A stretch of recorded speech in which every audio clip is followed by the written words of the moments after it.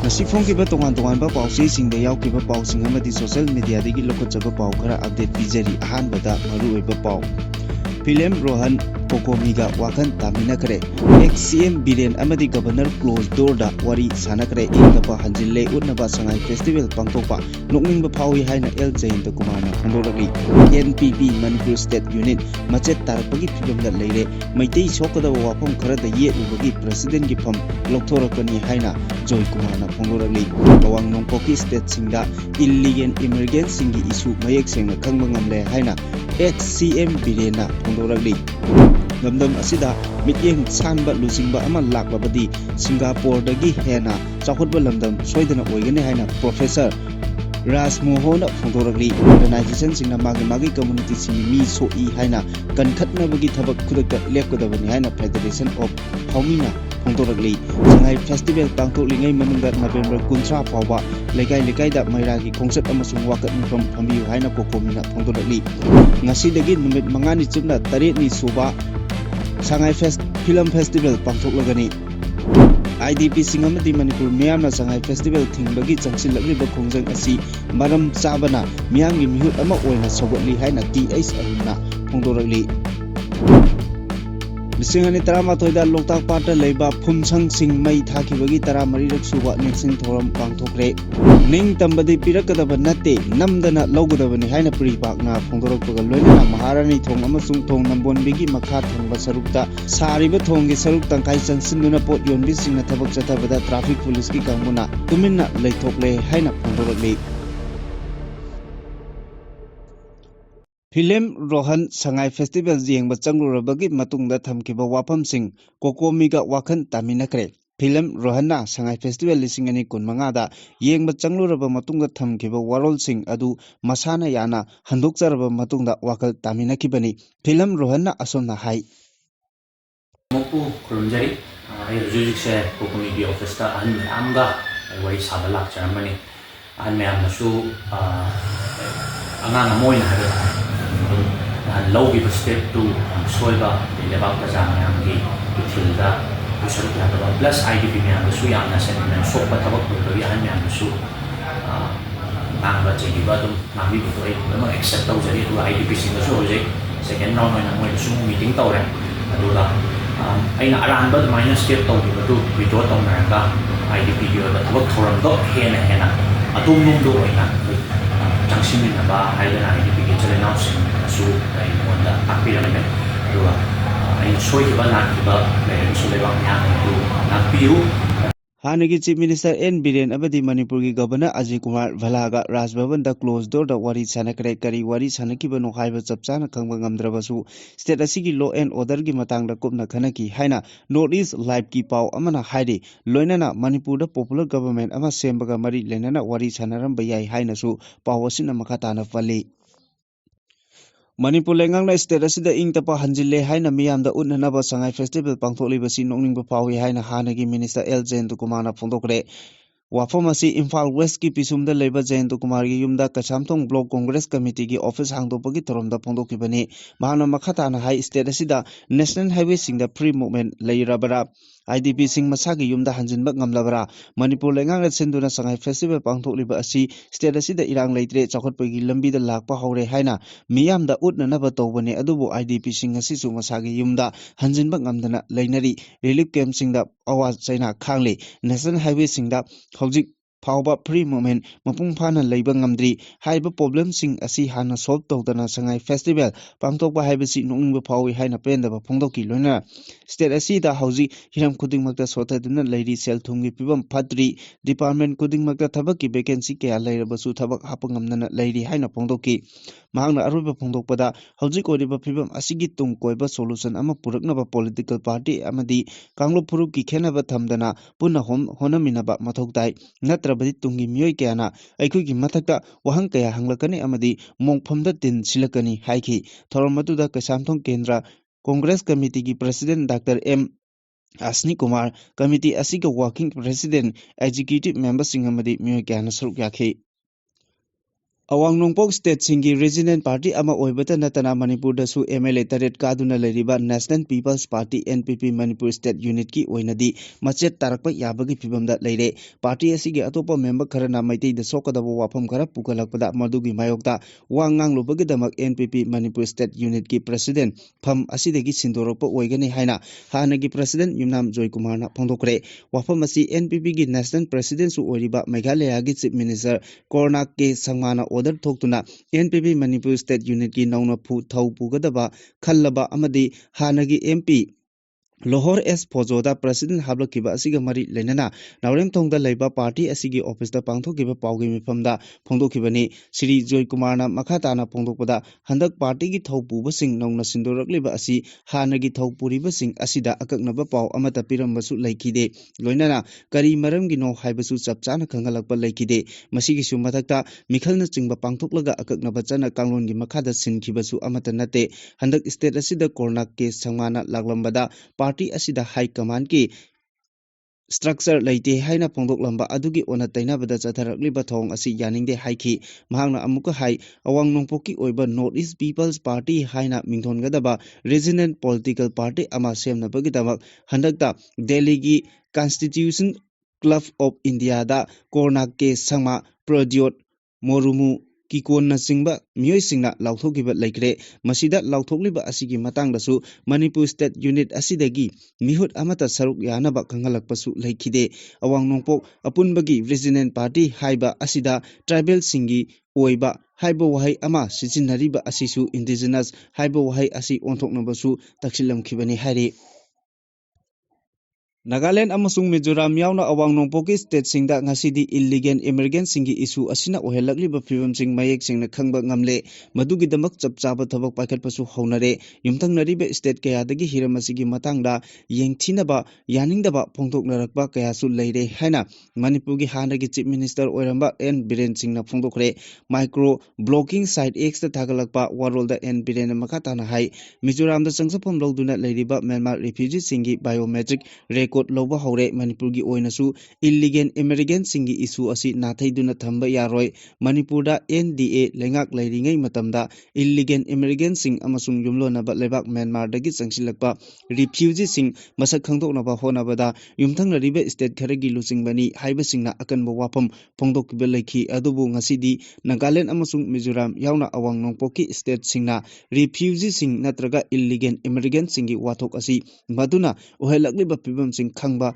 hobaka loinana chapchaba thabak paikhatpa haunare Mizoram da illegal immigrant sing masak khangdoknaba biometric record lobagi wafam tongan tonganba media channel singda phongdoknarakpadagi matangda lucingba asina hai Manipurna ahanba oina illegal immigrant sing masak khangdoknaba honakhibani adubu Manipur gi hojik oriba tangdo leitadaba phibam asina tumina layale midyeng thaidokpa haibasi accident amani haina lawroidabani mapangal leiba khutpu kharana hiram asigi matangda yengadaba midyeng adu thaidoknaba honari illegal immigrant singi core issue asi secondary issue ama oina loduna leire Manipur da chauna singnarakliba asi karigino haibadu khangadabani hairi mahana makhatana hai state amasung central government na illegal immigrant singi mayokta chapchaba khongpham ama lekwadabani illegal immigrant amasung refugee sing masak khangdokpa natraga makhoibu maramda halankhiba haibadu makha chathagadabani Mizoram gi oina hojik illegal immigrant natraga refugee sing chada 59 masak khangdokpa loikhre adubu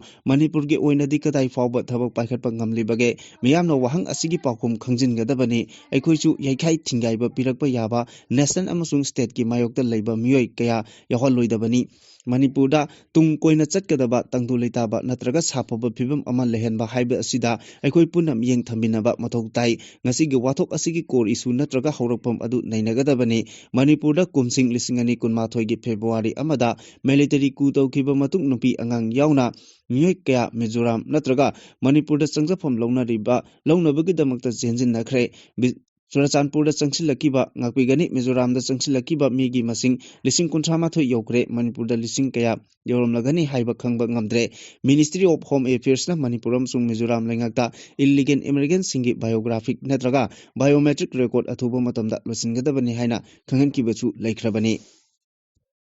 Lamdam asida midyeng chanba lujingba ama laklabadi Singapore dagi hena chakotpa lamdam ama sungsoi soidana oiba ngamgani haina DM University ki hanagi VC Professor Nomaithem Rajmohan Phongdokre wafam asi across the board ATB Mathematics Talent Han Ilfs na sinduna Birti Kendrajit Rota Leiba Rupmahal Theatre da Pangthokpa Humrak Suba State Level Mathematics Competition Singani Kunmangagi Makuk Mathang Taraba Mahiroi Singda Mana Lanthokpagi Thoromga Mari Lenana Phongdokibani Ngasigi Thorom Aduda ATB MTIC gi Chairman Khaidem Ibomja Imphal East Jilla Parishad ki former Upa Adhyakshya Khatrimeyum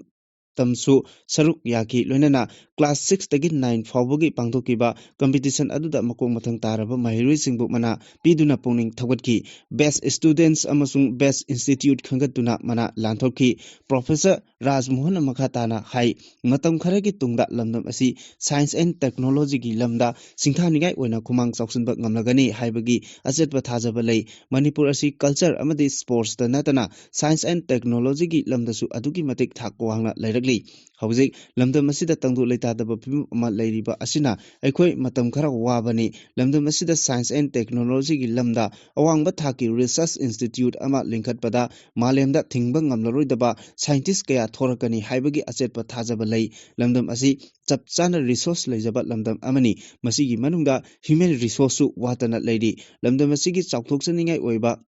Lakta mathematics ki lamdasu talent leiba kaya amasu leiri adubu luribadi mama mapa singi natraga atopa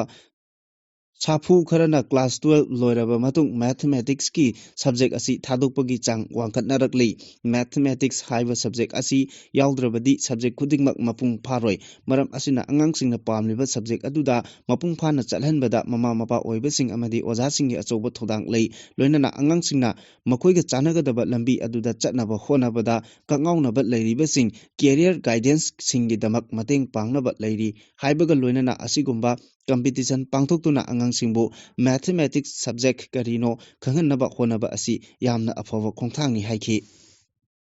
Organization singna magi community gi mi soi haiduna kankhatnabagi thabak asi khudakta lekodabani haina Federation of Hawina Phongdoragli Lup asigi Publicity Secretary Dr. Huirem Henbana thadorokba chirol amana hai yellow purup singi marakta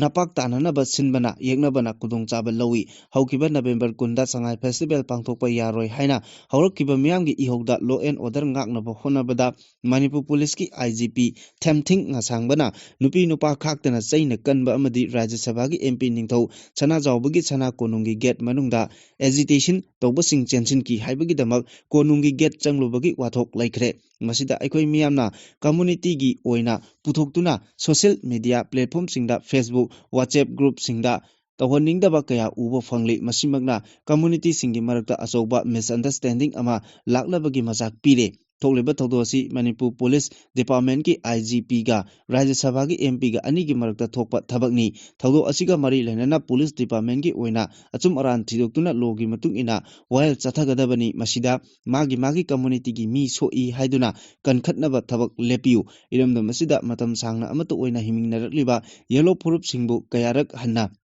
Manung amadi mapangi fataba policy kayana singsep thaduna lakli masibu punsinnaba Federation of Hawmina chahi kharagi mamangdagi chingamadi tamgi mafam kayada mifam kaya pangthoktuna lakli yamna tapna ingna sagalakliba I marigi oiba achetpa lipun asi amuk hana thadatnaba yellow purup amatana siloisi aikoi punna hingminabani aikoi punna hingminagadabani hingminadabasu yaroi aduna machet makai tabagi thabak kaidonungda tawroidabani loinana United We stand divided we fall haiba paurosi kauroidabani hairikli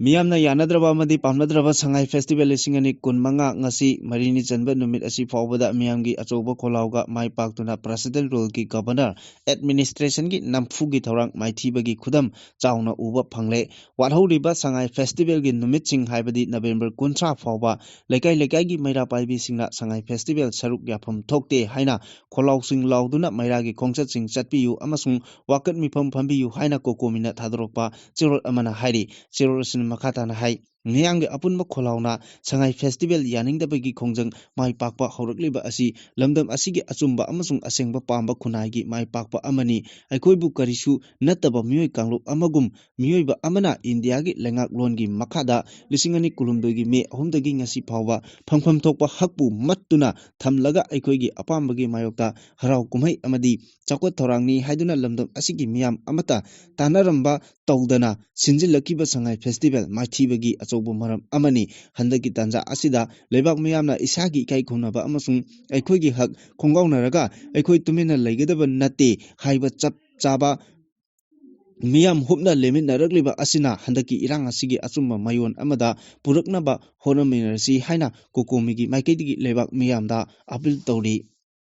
Department of Art and Culture, Government of Manipur gi matenga loinana Tourism Department gi sponsorship makada Manipur State Film Development Society na sinduna ngasi ayupung tara makai dagi hauna numit mangani chupna taret suba Sangai Film Festival pangthokani haina MSDS ki Secretary Sanju Bajaspati mayumna thadorokpa chirolna khangalagli chirol asina hai regional cinema khadana natana International Academy documentary feature sing haibadi and to watch happy at least Dolls do not die. Life is beautiful and sustains winnings a housemate of splinter haribesing asi utkadabani. Doc S Kolkata amasung documentary resource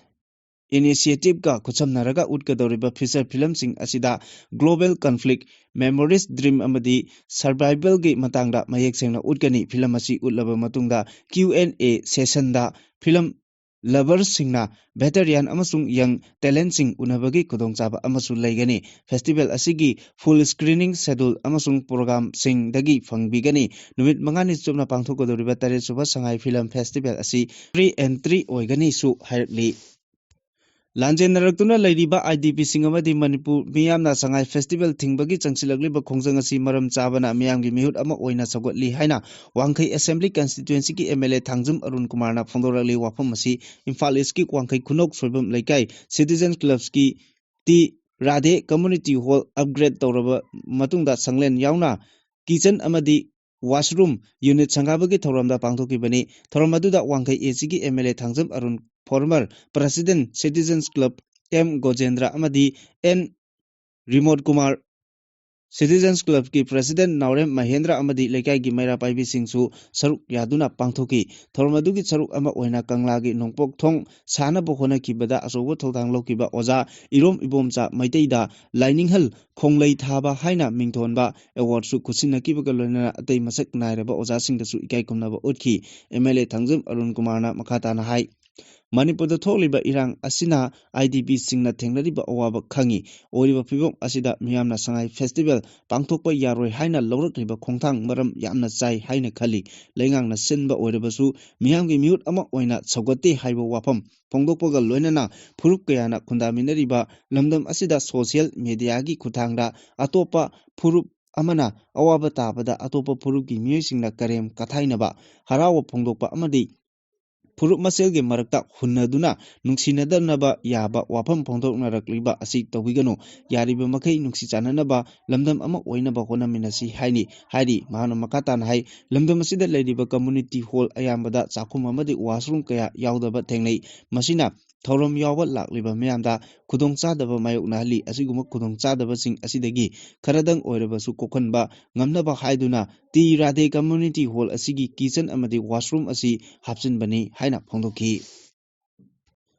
Loktak Pata Laiba Pumsang Sing Mai Tadokibagi Ningsing Thorom Ngasi Atauba Kungang Sampu Kangpokpi Ima Loktak Lairembi Sanglelda All Loktak Lake Areas Fishermen Union Manipurna Sinduna Pangtokre Kumjali Singani Tarama Thoigi November Tarama Thoida Champu Kangpokta Kundaduna Lediba Imung Manung Singda Loktak Development Authority gi Maikaidagi Mapam Asida Lediba Pumsang Sing Asi Thugairagani Haina Notice Ama Thoklaba Matung Sahi Ama Phawba Phadana Loktak Development Authority Amadi State Force ka Khusamnaduna November Taramangadagi Hauraga Champu Kangpokpi Mapamda Saduna Leriba Pumsang Sing Mai Thaba Haurakibani Thaudok Aduda Pumsang Chamanga Hena Mai Thaki Amadi Angang Singi Lairik School Uniform Certificate Nga Phabada Sizinanaba Polom Kaya Amasu Maina Tumna Chaki Ngasigi Ningsing Kumon Aziga Mari Lenana All Loktak Lake Areas Fishermen Union Manipurgi Secretary Oinam Rajena Haiki Ngami Singna Ngalingagi Matamdagi Leraklaba Mapam Asi Kumja Lising Anik Taramatugi November Taramangada Mai Thaduna Kungang Asi Tugai Kibani Indiana Cookie Jo Kulai Piper Singda Makal Kuding Maki Tengwang Pisinduna Wesia Lamdamdagi Yellow Missingi Tabak Toram Singda Ayat Upon Piri Wesia da Lalobat Leheloi Harabadi Cookie Jo Militant Sing Mapangal Kaliba Makai Oito E Amadi Makoina Kanba Haibasi Indiagi Lanmida Oizei Haibasi Indiagi Tazabani Haina People's Revolutionary Party of Kangleipak Pripaki Charge the Affairs Publicity and Propaganda da Laiba Lebak Ngakpa Luangna Kujik Piduna Tadorokwa Chirol Amana Hairikli Chirol Asina Hai Maitei Amasung Naga Anisi Indiabu Yadaba Kangbuni Kuki Zona Indiabu Luna Ningi Indiage Mayokta Lal Hodaba Kangbuni Nakal Ani Asi Tengna Hanbada Kuki Jo Yamna Kalanba Masing Yamhanba Kulai Masing Hengat Hanbaga Loinana Makoina Tauba Ayamba Indiana Yaba Tabani Indiage Laniga Ningtam Yawoloi Singa Lal Taubada Malimgi Lebaksina Myoibagi Hak Mahali Amadi Law and Order gi wathok nate asengba lani hairagadi international community gi khud changlakpa yabana yamna hai singna Indiana proxy war asi chathabani thodok asibu Indiana malemda ethnic conflict amadi racial discrimination oina fabo uhali thausil asi India gi internet security ga mari lainai Indiana kanglai pakta chathariba thoksil asidi yongtal yenbani yongnatan yenbada mamai thangba yongduna loinamak oikibagum munariba kanglup amatagi kudong chaba lairoi punamak asigi oikhini hairi hauji kanglai pak asi laitadaba phibam amada laire masida mapalgi khut yaure haibasi mipung tingna khangnarabani constitution gi article 355 ki matung ina karigumba India gi state amada external aggression nadraga internal disbalance thoklabadi centerna state lengak adubu asigumba phibamdagi ngakthoknaba thabak paikhitkadabani haiba wafamsi leirabasu centerna miyambu kannaba thodang lokhatabagi kangleipaki miyamna constitution gi fundamental duties ki provision singna citizen singda singnaba thodanggi matung inna Cookie Jo militant singi mayokta masage amadi miyamgi punsi amasung lanthum ngaknaba khul ngakpagi akanba thodang lauri miyamgi damak thawai katli lengakna miyambu kannaba thodang lokhatabagi masigi ojaba pumba thaduktuna miyamgi damak thawai thadokliba ikai khumnaningai oiraba khul ngakpasing asibu lengakna koitan tanaduna pharaga jelda namsilli aduga malemgi lo amatana yadaba thabak tawriba Cookie Jo terrorist sing asibuna kankhattuna thamli asigumba loilam chandokpa India gi kandem khajil amadi achan mirai naiba Thongsing asina iramdam kanglai pakpu majet kaya thokna thugaiduna lamdam asigi yelomi sing muthatuna makhoigi oiba mayang leibak ama semnaba honarakliba thoksil sing asidagi kanjanaba ireicha sing mikop nahum singna leminarasi haina phongdorakli Imphal manungda leiriba mafam singda khwaidagi hena mi chinba amadi traffic jam toina thokanba mafam asi wahangbam laikai gi parking asisu amani wahangbam laikai parking asi sarago nanat leiriba Maharani thong amadi thong nambon biga maka thangmada nongna sakiba thonggi saruk khara asida khwaidagi hena traffic thokpa mafam haibadu oidi thong ani asigi ayamba saruk pochai yonba sing amadi auto kaya khamjinduna leibada mafam aduda duty tariba traffic police singna lokotpam thokba thabak amata lokhatana leire Aikoigi Paumi Singna Haktinana Yangsinba Matamda Uba Panglakibada Thong Nambon Bigi Makathangba Sarukta Leriba Thong Asigi Makathangba Sarukti Mathong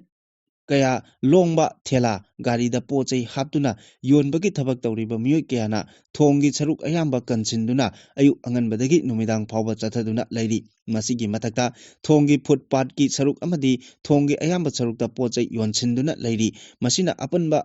amata leitana chathok chasin tawgadaba thonggi saruksing asida niyam kaina pochai yonsinduna leiba asina ngaihak leitana traffic jam thokduna chathok chasinda aduki matik khudong chadaba mayokna hali yamna ngagliba amana mafam aduda duty tariba traffic policing leirabasu ain kaina thonggi saruksing kansinduna pochai yoliba amadi auto na singba kaya khamjinduna leiriba adu takthokpagi thabak chathadana leiriba asini maram aduna thonggi sarukta niyam lana pochai Lisang sitna yonbagi thabak chatharikliba asi traffic police na yaduna tawribara haibasu miyamna hangnarakpa haure amaromda Maharani thonggi maning amadi Mamangi footpath ki saruk singsu pochai yonba singduna laisinbadagi miyamna chathok chasin tawba phangnadre masigi mathakta Maharani thonggi maning thangba saruk haibadi thongyai fawbada ayu anganbadagi auto amadi e-rickshaw kayana parking toksinduna leibadagi traffic jam toina thoktuna miyam chathok chasin tawbada khudong chadaba mayokna hale adubo mafam aduda ayu anganbadagi numidang fawba duty tariba traffic policing leina liam lana thong anigi saruk sing kansinduna pochai yonsinba singi thabak chathargleba sing takthokdana leiriba asi kari maramgi no haiba praja section kayadagi wahang kaya amasu hangnarakle Centerna Chandigarh Article 240 chanahanaba honarapagi matangda yaningdaba phongdokre Center da paliba NDA lengakna Chandigarh Constitution gi Article 240 chanahanaba thorang lokhalakpagi matangda maikei kayadagi yaningdaba phongdoknaragli tongan ba political party singna hiram asigi matangda nungnangba phongdoknarakpaga loinana Chandigarh gi administrative status hangdoknabagi thorang asi Punjab na matam kayagi mamangdagi tanduna lakliba demand gi mayoktani hairi Parliament ki bulletin amagi matung ina December amadagi haugadoriba ningtham mifamda Central Government na Constitution Bill puthoknaba thorang lokhale Bill asi pass tawrabadi President na Chandigarh gi regulation sembagi thabak thoramsing haktengnana paisilagani Article 240 gi makhada President na Andaman and Nicobar Island Lakshadweep Dadra and Nagar Haveli Daman and Diu amasung Pondicherry gi regulation haktengnana semba ngami kumjalisingam chamapon humpu tarukta Haryana dagi Punjab khaidokhraba matungda Chandigarh bu tokhaiba union territory ama oina semkhibani hauji Chandigarh na Haryana amadi Punjab ki capital oiribani Makatarakpa pauda US na Ukraine gi matangda pukhalakpa wafam Geneva da kupna khana nainakre Ukraine gi war losinabagi matangda Washington na pukalakiba wafam adu Geneva da United States Ukraine France Britain amadi Germany gi makok thongba official singna kupna khana nainakre maikei kayadagi Russia amasung Ukraine gi lan lebanaba thorang lokhalaklabasu lebak ani gi marakta makhatana khut thongnabadi leptri ngarang ahingsu Russia na Ukraine gi Mayol Magdada Lairiba Dnipro City da attack chatharakpada mioi 13 asopan nangki attack aduda mathol mapal wangba building ama amasung khamduna thamba gari kayamaramsu amangata thoki malemgi tongan ba lebak singna thodang loduna Geneva da pangthokliba mifam asida athuba matamda lan lehalaba yai haina thajanari UNLF ki mapok kumonga mari leinana Central Committee na yaifa paujel miyamda pirakli Ningthokaba numit November gi tang kunwari senglaba numit asi Manipur miyamna pamjaba punsirol ama ningkha tamna lepchaba ngamnaba lebak asida khundaminariba singmi tami anigi mihut singna wakal chungsin minaduna semkhiba UNLF ki humpumatoi suba mapok kumon numit asida UNLF ki Central Committee na party amasung lanmi singluk mahut sinduna ireisa pumnamaki mafamda India gi lengak amasung makhoina saugotuna thamba mapandagi changlakpa kuki khulai paiba singna loktuna raga lamdam asigi yellow phurup singda maru oina maitei phurupta landaraktuna isagi iramdam da lanjenariba irol irang teklaba ipurup cha singi awabada saruk yabaga loinana yaifa paujel pijari loinana numit asiga mari leinana puthokpa UNLF Central Committee gi chahi gi waral asi ireicha singna khangbi naba thamjari haina koirengna losingba UNLF ki Central Committee na thadorokpa chirol asina hairi chirol asina makata na hai India lengaktagi Manipur ningtamba hanjinnaba yawol iho changsalakpa chahi humpu hele asuk kuina chatharakpa ningtam yawol lalhau asi ngasi phawba mai pakpa yabagi phibam udribasi karigino mai pakpa su ngamkigatra haibasi haujik masida ireicha singna hangnaba ngangnaba wafam singni maram aduna aikoigi ningtam yawol lalhau asi matam sangna changsilebasi karai maramgino amasung karamba phibamsing leiragadi ningtam yawol lalhau asi mai pakpa ngamgani haibagi matangda chahi kungi mamangda phongdokraba UNLF ki oiba wakal mityeng adu ngasi oirakliba phibamsingsu konsillaga kumsi chahi gi warol singani kunmanga asigi mapung oiba wafam oina ireicha singda thamjari maru oiba phibam ahum haibagi matangda palaklibana Manipur lengaki ningtam yawol lalhau asi ꯃꯥꯏ ꯄꯥꯛꯄꯗ ꯇꯉꯥꯏꯐꯗꯅ ꯂꯩꯇꯕ ꯌꯥꯗꯕ ꯃꯔꯨꯑꯣꯏꯕ ꯐꯤꯚꯝ ꯑꯍꯨꯝꯈꯛ ꯆꯪꯒꯅꯤ, ꯃꯗꯨꯗꯤ ꯑꯍꯥꯟꯕꯗ ꯃꯅꯤꯄꯨꯔ ꯂꯩꯉꯥꯛꯀꯤ ꯑꯄꯨꯟꯕ ꯄꯥꯡꯒꯜ, ꯑꯅꯤꯁꯨꯕꯗ ꯏꯟꯗꯤꯌꯥ ꯂꯩꯕꯥꯛ ꯍꯦꯛ ꯁꯦꯝꯈꯤꯕ ꯃꯇꯝꯗꯒꯤ ꯆꯦꯟꯅꯔꯛꯄ ꯏꯟꯗꯤꯌꯥ ꯃꯅꯨꯡꯒꯤ ꯃꯨꯛꯅꯕꯁꯤꯡ ꯑꯗꯨ ꯌꯦꯡꯊꯤꯅꯕ ꯃꯨꯛꯅꯕ ꯑꯣꯏꯔꯛꯇꯨꯅ ꯏꯟꯗꯤꯌꯥꯒꯤ ꯂꯩꯕꯥꯛꯀꯤ ꯃꯅꯨꯡꯗꯒꯤ ꯀꯤꯟꯊꯕ ꯍꯧꯔꯛꯄ, ꯑꯗꯨꯒ ꯑꯍꯨꯝꯁꯨꯕꯗ ꯃꯥꯂꯦꯝꯒꯤ ꯊꯥꯛꯇ ꯏꯟꯗꯤꯌꯥ ꯂꯩꯉꯥꯛꯀꯤ ꯊꯧꯁꯤꯜ ꯊꯧꯔꯝ, ꯃꯔꯨꯑꯣꯏꯅ ꯐꯣꯔꯦꯟ ꯄꯣꯂꯤꯁꯤ ꯌꯥꯅꯔꯛꯇꯕ ꯐꯤꯚꯝ ꯂꯩꯔꯛꯄ, ꯑꯗꯨꯒ ꯑꯩꯈꯣꯏꯒꯤ ꯅꯤꯡꯇꯝ ꯂꯥꯜꯍꯧꯒꯤꯅ ꯈꯨꯗꯣꯡꯆꯥꯕ ꯐꯤꯚꯝ ꯑꯁꯤ ꯊꯣꯛꯂꯛꯄ ꯑꯁꯤꯅꯤ꯫ ꯃꯈꯥ ꯇꯥꯔꯛꯄ ꯑꯔꯣꯏꯕ ꯄꯥꯎꯗ ꯑꯦꯗꯤꯇꯣꯔꯤꯌꯦꯜ ꯀꯂꯝꯗꯒꯤ ꯃꯆꯪ ꯑꯣꯏꯕ ꯄꯥꯎ ꯂꯧꯈꯠꯆꯔꯤ꯫ ꯋꯥꯊꯣꯛꯀꯤ ꯋꯥꯔꯣꯏꯁꯤꯟ ꯄꯨꯔꯛꯅꯕ ꯍꯣꯠꯅꯕꯗ ꯄꯣꯂꯤꯇꯤꯛꯁ ꯇꯧꯔꯣꯏꯗꯕꯅꯤ꯫ ꯃꯅꯤꯄꯨꯔꯗ ꯏꯜꯂꯤꯒꯦꯜ ꯏꯃꯤꯒ꯭ꯔꯦꯟꯠꯁ ꯏꯟ ꯀꯨꯀꯤ ꯅꯥꯔꯀꯣ ꯇꯦꯔꯣꯔꯤꯁꯠꯁꯤꯡꯅ ꯏꯪ ꯀꯨꯝꯖꯥ 2019ꯒꯤ ꯃꯦ 3ꯗꯒꯤ ꯈꯪꯍꯧꯗꯅ ꯃꯩꯇꯩ ꯃꯤꯌꯥꯝꯗ ꯅꯣꯡꯃꯩ ꯆꯤꯡꯗꯣꯜ ꯑꯣꯟꯁꯤꯟꯗꯨꯅ ꯂꯝꯂꯧ ꯂꯥꯡ ꯋꯥꯔ ꯀ꯭ꯔꯥꯏꯝ ꯆꯠꯊꯈꯤꯕ ꯑꯗꯨ ꯉꯁꯤ ꯐꯥꯎꯕ ꯋꯥꯔꯣꯏꯁꯤꯟ ꯄꯨꯔꯛꯄ ꯉꯝꯗꯅ ꯂꯩꯔꯤ꯫ ꯋꯥꯊꯣꯛ ꯑꯁꯤꯒꯤ ꯃꯇꯥꯡꯗ ꯏꯟꯗꯤꯌꯥ ꯒꯚꯔꯟꯃꯦꯟꯠꯀꯤ ꯃꯥꯏꯀꯩꯗꯒꯤ ꯃꯩꯇꯩ ꯑꯃꯗꯤ ꯀꯨꯀꯤ ꯑꯅꯤꯒꯤ ꯃꯔꯛꯇ ꯊꯣꯛꯄ ꯏꯔꯥꯡꯅꯤ, ꯑꯊꯨꯕ ꯃꯇꯝꯗ ꯋꯥꯔꯣꯏꯁꯤꯟ ꯄꯨꯔꯛꯅꯕ ꯍꯣꯠꯅꯔꯤ ꯍꯥꯏꯅ ꯃꯤꯌꯥꯝꯗ ꯊꯥꯖꯕ ꯄꯤꯔꯕꯁꯨ ꯆꯍꯤ 3 ꯐꯥꯖꯤꯜꯂꯛꯂꯕ ꯐꯥꯎꯕ ꯋꯥꯔꯣꯏꯁꯤꯟ ꯄꯨꯔꯛꯄ ꯉꯝꯗ꯭ꯔꯤꯕ ꯑꯁꯤꯒꯤ ꯃꯔꯝ ꯀꯔꯤꯒꯤꯅꯣ? ꯂꯣꯒꯤ ꯋꯥꯡꯃꯗ ꯉꯝꯈꯩ ꯂꯥꯟꯅ ꯆꯪꯁꯤꯜꯂꯛꯈꯤꯕ ꯆꯤꯟ ꯀꯨꯀꯤ ꯖꯣ ꯅꯥꯔꯀꯣ ꯇꯦꯔꯣꯔꯤꯁꯠꯁꯤꯡꯒꯤ ꯃꯥꯏꯀꯩꯗꯒꯤ ꯃꯈꯣꯏꯒꯤ ꯂꯥꯟꯗꯥ ꯑꯁꯤ ꯀꯨꯀꯤꯁꯤꯡꯒꯤ ꯑꯣꯏꯕ ꯇꯣꯉꯥꯟꯕ ꯂꯩꯕꯥꯛ ꯅꯠꯇ꯭ꯔꯒ ꯂꯦꯖꯤꯁꯂꯦꯆꯔ ꯌꯥꯎꯕ ꯁꯦꯄꯔꯦꯠ ꯑꯦꯗꯃꯤꯅꯤꯁꯇ꯭ꯔꯦꯁꯟꯒꯤ ꯄꯥꯟꯗꯝꯅꯤ ꯍꯥꯏꯅ ꯗꯤꯃꯥꯟ ꯇꯧꯔꯤ꯫ ꯂꯩꯕꯥꯛꯀꯤ ꯃꯊꯛꯇ ꯂꯥꯟꯗꯥꯗꯨꯅ ꯀꯨꯀꯤꯁꯤꯡꯒꯤ ꯑꯣꯏꯕ ꯇꯣꯈꯥꯏꯕ ꯂꯩꯕꯥꯛ ꯅꯠꯇ꯭ꯔꯒ ꯂꯩꯉꯥꯛ ꯑꯃ ꯁꯦꯝꯅꯕ ꯄꯥꯛꯇꯛꯅ ꯃꯤꯍꯥꯠ ꯆꯠꯊꯔꯤꯕ ꯑꯁꯤꯕꯨ ꯀꯪꯂꯩꯄꯥꯛꯀꯤ ꯏꯔꯥꯡꯅꯤ ꯍꯥꯏꯅ ꯇꯌꯥꯡ ꯇꯁꯣꯏꯅ ꯍꯦꯛꯇ ꯍꯥꯏꯔꯤꯕ ꯑꯁꯤꯒꯤ ꯅꯨꯡꯒꯤ ꯑꯣꯏꯕ ꯀꯔꯤ ꯑꯦꯖꯦꯟꯗꯥ ꯂꯩꯕꯒꯦ ꯍꯥꯏꯕ ꯃꯤꯌꯥꯝꯒꯤ ꯆꯤꯡꯅꯕ ꯋꯥꯍꯪ ꯂꯩꯔꯛꯈꯤꯕ ꯋꯥꯐꯝꯁꯤꯡꯗꯤ ꯏꯜꯂꯤꯒꯦꯜ ꯏꯃꯤꯒ꯭ꯔꯦꯟꯠꯁ ꯏꯟ ꯀꯨꯀꯤ ꯖꯣꯒꯤ ꯗꯤꯃꯥꯟꯗ ꯌꯨꯅꯤꯌꯟ ꯒꯚꯔꯟꯃꯦꯟꯠꯅ ꯅꯥꯀꯣꯏꯅꯅ ꯅꯠꯇ꯭ꯔꯒ ꯍꯛꯊꯦꯡꯅꯅ ꯁꯧꯒꯠꯂꯕ꯭ꯔꯥ ꯍꯥꯏꯕ ꯑꯁꯤꯅꯤ꯫ ꯃꯤꯌꯥꯝꯅ ꯀꯨꯀꯤ ꯑꯃꯗꯤ ꯃꯩꯇꯩ ꯑꯅꯤꯒꯤ ꯃꯔꯛꯇ ꯕꯐꯔ ꯖꯣꯟ ꯁꯦꯝꯗꯨꯅ ꯂꯥꯟꯃꯤꯁꯤꯡꯅ ꯉꯥꯛ ꯁꯦꯟꯕꯒꯤ ꯊꯕꯛ ꯆꯠꯊꯍꯜꯂꯛꯈꯤꯕ꯭ꯔꯥ? ꯏꯔꯥꯡ ꯑꯁꯤꯒ ꯃꯔꯤ ꯂꯩꯅꯅ Manipur legislative assembly animated suspended central ꯒꯚꯔꯟꯃꯦꯟꯠꯅ ꯍꯛꯊꯦꯡꯅꯅ ꯂꯩꯉꯥꯛꯇ PR ꯊꯝꯖꯤꯜꯂꯛꯈꯤꯕꯅꯤ ꯂꯧꯏ꯫ ꯁ꯭ꯇꯦꯠ ꯑꯁꯤꯗ PR ꯂꯩꯉꯥꯛ ꯊꯝꯂꯤꯕ ꯑꯁꯤꯒꯤ ꯃꯔꯨꯑꯣꯏꯕꯅꯤ ꯍꯥꯏꯔꯤꯕꯗꯤ ꯁ꯭ꯇꯦꯠꯅ ꯋꯥꯊꯣꯛ ꯑꯁꯤꯒꯤ ꯋꯥꯔꯣꯏꯁꯤꯟ ꯄꯨꯔꯛꯄ ꯉꯝꯗ꯭ꯔꯦ, ꯒꯚꯔꯅꯔ ꯏꯟ ꯀꯥꯎꯟꯁꯤꯜ ꯂꯩꯉꯥꯛꯅ ꯋꯥꯊꯣꯛꯀꯤ ꯋꯥꯔꯣꯏꯁꯤꯟ ꯄꯨꯔꯛꯀꯅꯤ ꯍꯥꯏꯕꯁꯤꯅꯤ꯫ ꯑꯄꯨꯟꯕꯒꯤ ꯁꯛꯇꯝ ꯀꯥꯏꯕ ꯌꯥꯔꯣꯏ ꯍꯥꯏꯕꯒꯤ ꯈꯣꯜꯂꯥꯎꯒ ꯏꯔꯣꯏꯅꯅ ꯂꯥꯟꯗꯥꯔꯛꯈꯤꯕꯁꯤꯡꯒꯤ ꯄꯜ ꯉꯥꯛꯂꯤꯕ ꯈꯨꯟꯖꯥ ꯃꯩꯇꯩꯁꯤꯡꯅ ꯄꯥꯏꯕ ꯈꯨꯟꯖꯥꯁꯤꯡ ꯇꯥꯡꯀꯛ ꯅꯥꯏꯅ ꯊꯤꯡꯒꯠꯍꯟꯈ꯭ꯔꯕ ꯃꯇꯨꯡꯗ ꯇꯝꯄꯥꯛꯀꯤ ꯇꯣꯉꯥꯟ ꯇꯣꯉꯥꯟꯕ ꯃꯐꯝꯁꯤꯡꯗ ꯊꯤꯕ ꯍꯨꯝꯕꯒꯤ ꯊꯕꯛ ꯆꯠꯊꯗꯨꯅ ꯂꯥꯟ ꯉꯥꯛꯄꯁꯤꯡ ꯑꯃꯗꯤ ꯈꯨꯠꯁꯨ ꯈꯨꯠꯂꯥꯏꯁꯤꯡ ꯐꯥꯒꯠꯄ ꯂꯦꯞꯇ꯭ꯔꯤ꯫ ꯑꯃꯔꯣꯝꯗꯅ ꯑꯄꯨꯟꯕꯒꯤ ꯁꯛꯇꯝ ꯊꯨꯒꯥꯏꯅꯕ ꯂꯩꯕꯥꯛꯀꯤ ꯃꯊꯛꯇ ꯂꯥꯟꯗꯥꯔꯤꯕ ꯆꯤꯟ ꯀꯨꯀꯤ ꯖꯣ ꯅꯥꯔꯀꯣ ꯇꯦꯔꯣꯔꯤꯁꯠꯁꯤꯡꯒꯤ ꯈꯨꯠꯂꯥꯏ ꯊꯤꯡꯒꯠꯂꯛꯅꯕ ꯈꯪꯍꯟꯈꯤꯕ ꯂꯩꯇꯕ ꯅꯠꯇꯦ꯫ ꯃꯁꯤꯒꯤꯁꯨ ꯃꯊꯛꯇ